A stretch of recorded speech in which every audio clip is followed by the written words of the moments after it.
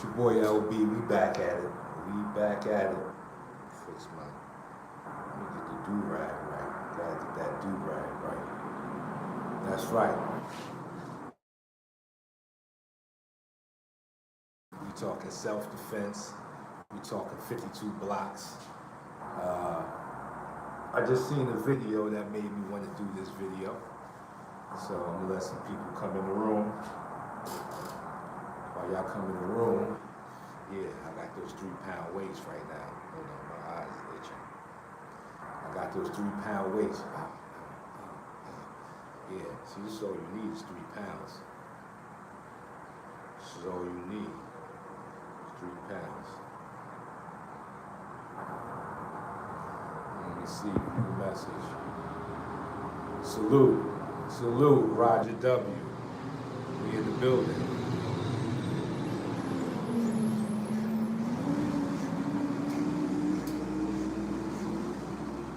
Smash that like button.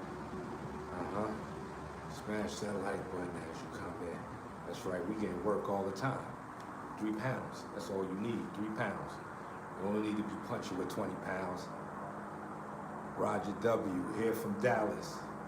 Salute, I'm in Dallas right now. Yeah, Roger W, I'm in Dallas right now. We broadcasting live from Dallas. That's where we at.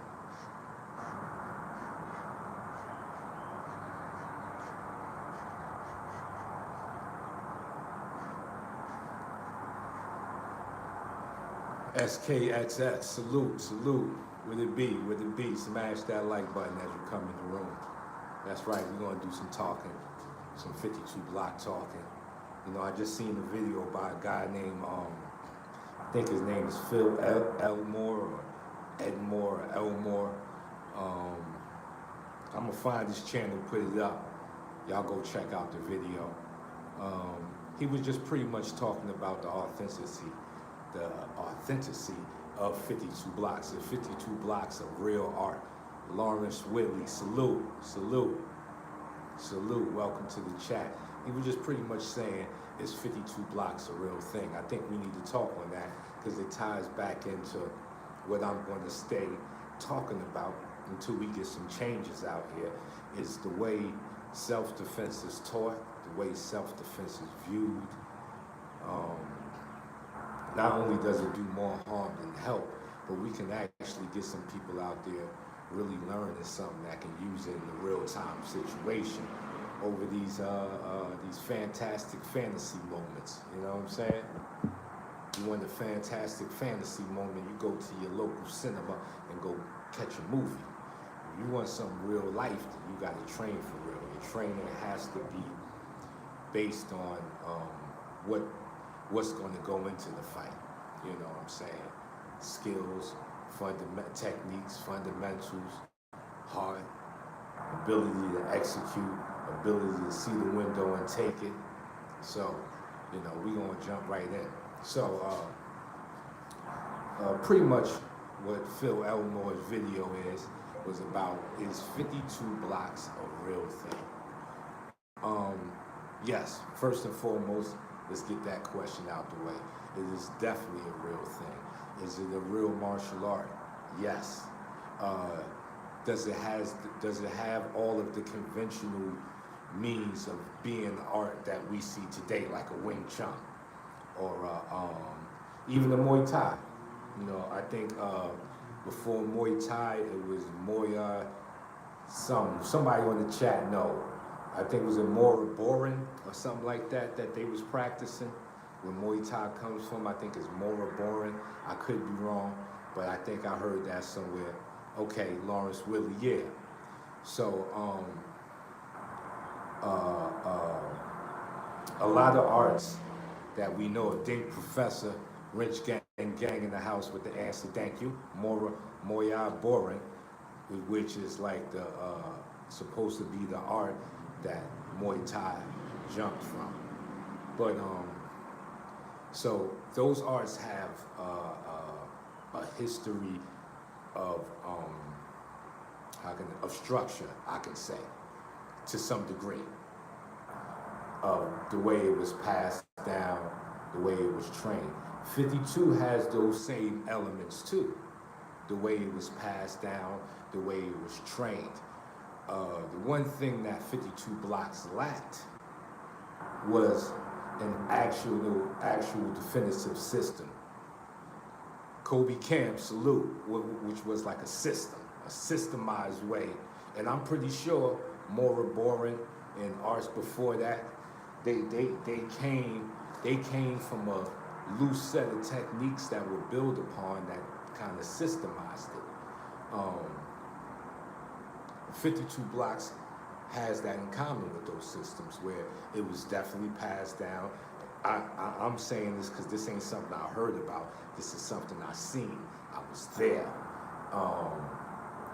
What it was that in the 52 block community, when you met the fighters, each fighter has something that they did really well, which could have been a feint, a catch, a block, a setup to a steal off, like their feints were so good they can almost hit you at will type of thing.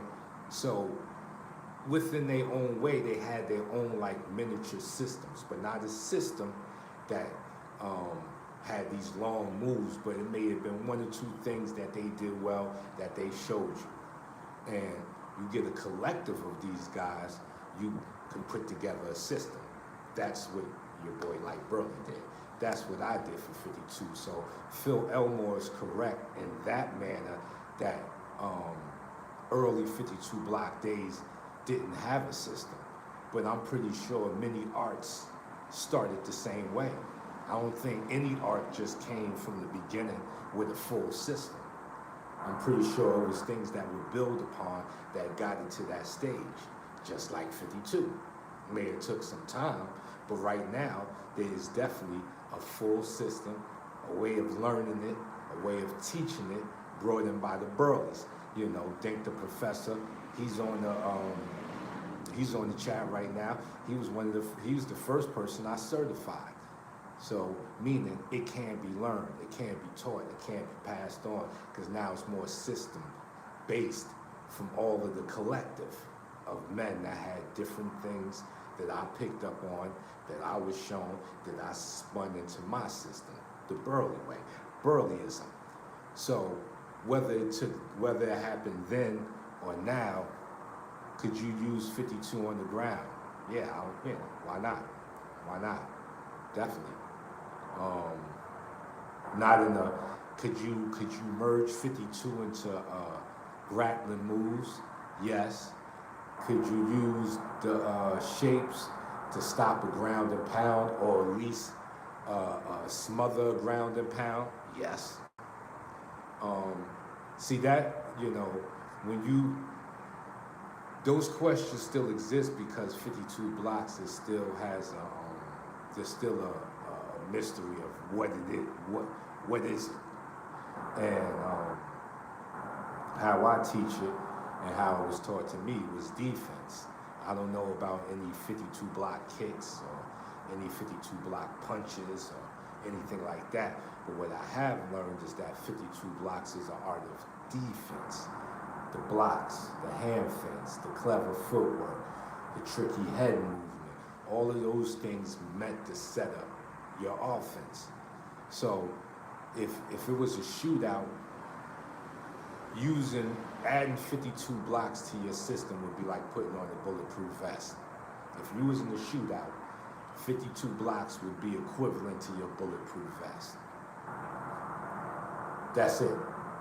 Now, that may not be as spectacular to a lot of people because they want to hear about the 52 punches and all of this stuff. And offense is more an ego-based thing, where defense is more a self-preservation thing, more you thing. So defense isn't always celebrated or looked at as this spectacular thing. But believe you me, when you in the fight and you have some real defense and you can prevent a lot of damage, is very important. May not look pretty to you, may not be the prettiest thing as knocking the man out, but shoot, it won't be you get knocked out. You know, you have a higher chance of walking out of there on your feet, and that's what 52 blocks is. It is a form of defense, and you can see that's what black fighters brought into boxing, and you know, that's it. Now there may be other brothers that have their own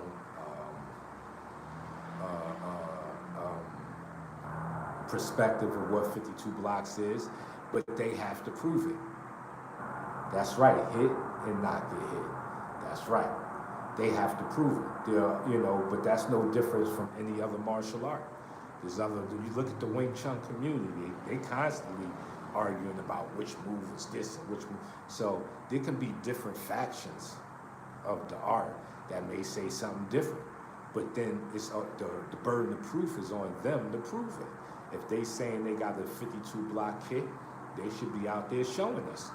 We should be able to see it. It shouldn't be no magical talk, you know? There shouldn't be no magical talk, because I'm with that. I don't want to hear that magic talk about it's too deadly to show, or you can't use it because you won't kill somebody. No. If you got something that's that serious, I'm pretty sure you can put a little control on it so that people can see what you're doing.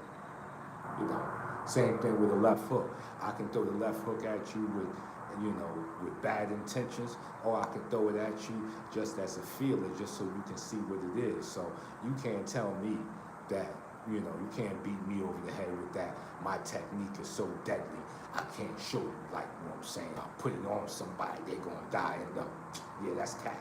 I don't wanna hear none of that cap. So I'm with that. So any other faction of 52 blocks that said they're doing something different, the burden on proof is on them to show it, not me. Because I've already spoke about, as far as Burlyism, how we teach 52 blocks. And my method is proven. We got fighters, Golden Glove champions. We got people that have picked up the style and they're teaching it. You know, Problem Burly out there with the kids.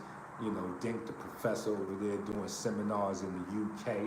You know, we got Tai Chi Burly with the school down in Jersey.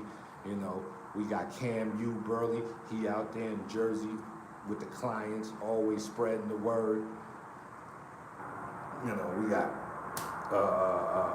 Nace the Star Burly, he out there fighting, beating people up. You know what I'm saying? Jay the Phenom Burly, man, pickup is like this. So our track record over here as Burly's is proven. We done did it. We done taught people. They done went competed with it. Some won, some lost, but they put it on the line. So I'm not in charge of any other faction of 52. You know, if that's what they saying they doing, then the burden of proof is on them to pull it off. And believe me, I'm like you. I see some of these moves and I'm like, I don't see how that's going to work. I don't see how that's going to work. I don't know if these people actually been in a real fight to know that you don't have enough time to do 18 moves with one punch. And that's the second half of this talk, is that type of self-defense is not real. And somebody needs to stand up and face the machine. You're right, any brutal moves can be demonstrated. You can even demonstrate bone-breaking techniques without breaking bones. Bruce Gas, Boxing Jazz, salute, would it be? That's right. You can, like, listen, you got paintball. What is paintballing? Paintballing is pretty much the safe side of shooting. So shooting is deadly. Yeah, you know what I'm saying? You can't play paintball with real bullets. Somebody gonna die, but you got paintball. You know, they even got the joints that blow up like grenades now. So anything real can be minimized. So if you got the real technique, for sure you can minimize it. Hell yeah, you can minimize it if it's real. If it's a real technique, you can minimize it. Now, like ripping out someone's heart, you couldn't minimize ripping out somebody's heart. But I've yet to see a man who took his hand, broke through another man's chest cavity through the plate, grabbed the heart, and pulled it out. Now, if there was a man that was doing it, I would have to say something different. But since there's no man alive that's just out there ripping hearts out of the chest, something like that couldn't be minimized. Like you couldn't minimize how to rip a heart out of the chest with a real person. But it's something that's not really happening. But if it's something real, punching, kicking, choking, shooting, knifing, can all be minimized. You can get rubber knives. You can have a fight with rubber knives and see how you come out the other end. It may not be good, you may see. You know what I'm saying? If that knife was real, you would have been cut up 100 times already.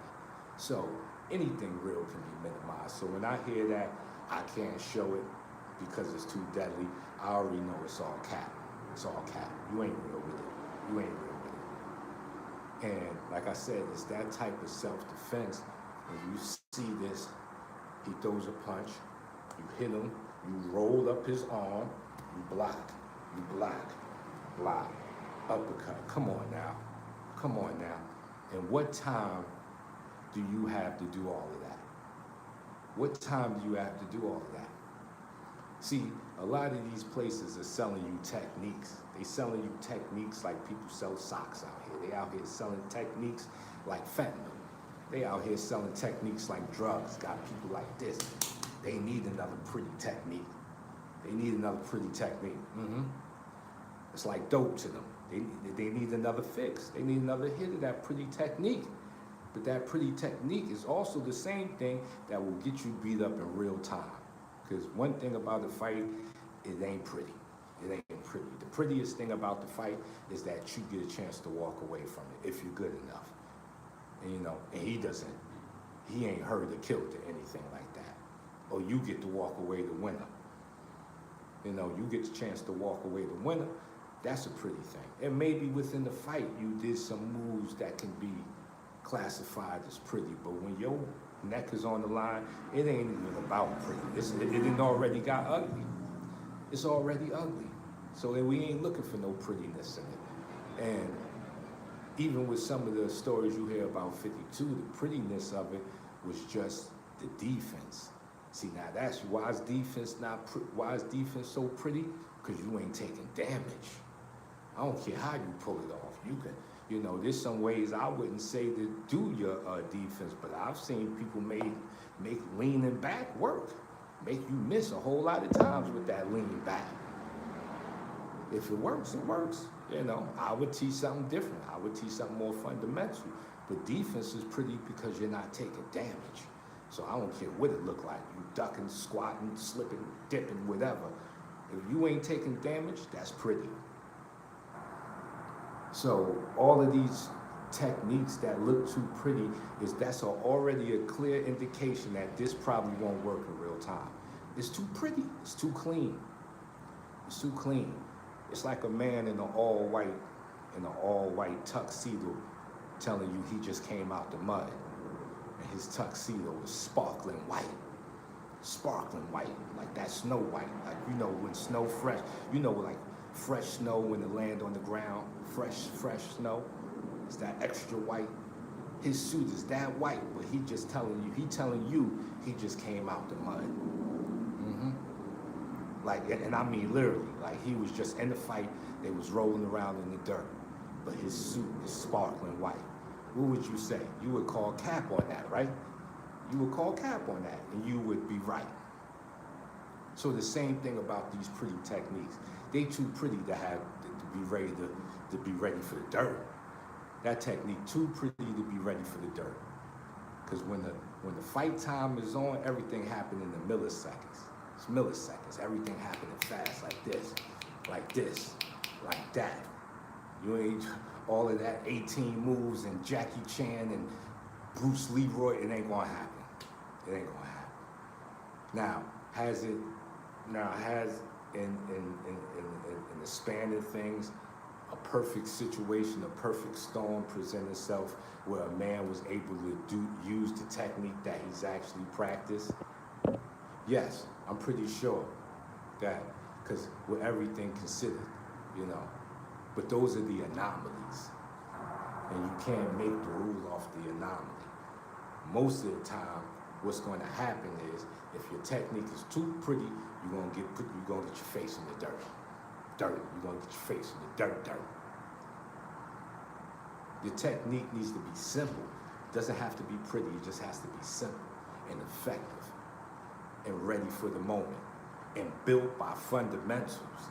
See, now when that technique is built on hardcore fundamentals, now your technique is at a different level because you're not really dependent on the technique. You're dependent on the fundamentals. And the fundamentals carry the technique. What's the fundamental of kicking? Balance. What's a good fundamental of punching?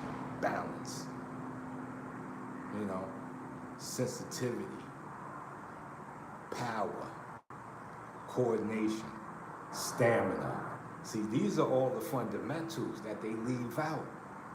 They leave out. That's why they tell you they want the fight done. The fight got to be done in 2.5 seconds. You know why?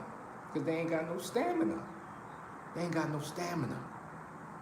Old man told me one time, he said, Lyte, if you're going to fight me, you better bring lunch because we going to be at it all day. That's what the old man told me. Old man told me, if you want to fight, you better bring lunch because we going to be at it all day. See, that's a real fighter. He ain't talking that 2.5 second stuff. He ready to fight with you all day and tomorrow and the day after that if necessary because he got stamina. See, it's the fundamentals that make all of those so-called tricky techniques even matter. That's why at the School of Burlyism, when you're on my online course, you're doing more fundamentals than you doing the technique of hand movements. These hand movements ain't gonna mean nothing if you ain't got no balance, no coordination, no defense awareness, the ability to set traps. You just waving your hands around. But that's why the Burleys are different. But that's a whole nother story. But like I said, we're going to stay keeping our knee on the neck of these fake techniquers selling techniques like candy. They out here selling techniques like bubble gum and got everybody hooked. But we about to unhook you. You about to be unplugged. Because if you want real fight information, 52 Blocks Info is the place to be. And I'm not just saying that to plug my channel. The work has been done. The work is behind us. The work has been done. And we still working more. And my peoples and the Burleys are still working. So, stay tuned. Burly is back. We're going live once again, and we're going to keep our knee on it. Matter of fact, let me see if I can pull up that video. Hold on. So y'all can go check out the video from Phil Elmore. Hold on one second. I'm going to pull it up. All right.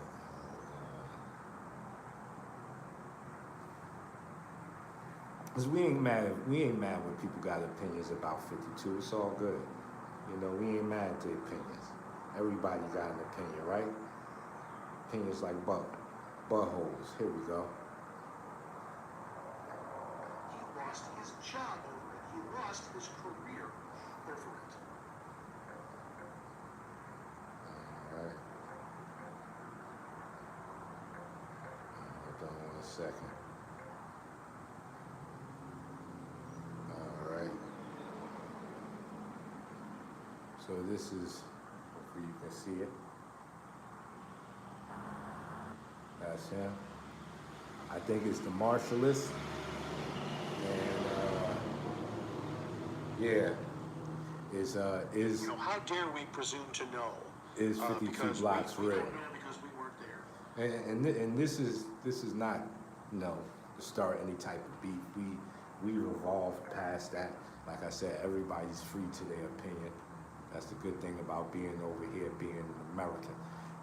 And me an American, you can have your opinion, and we ain't getting mad about it. We used to. We ain't gonna lie.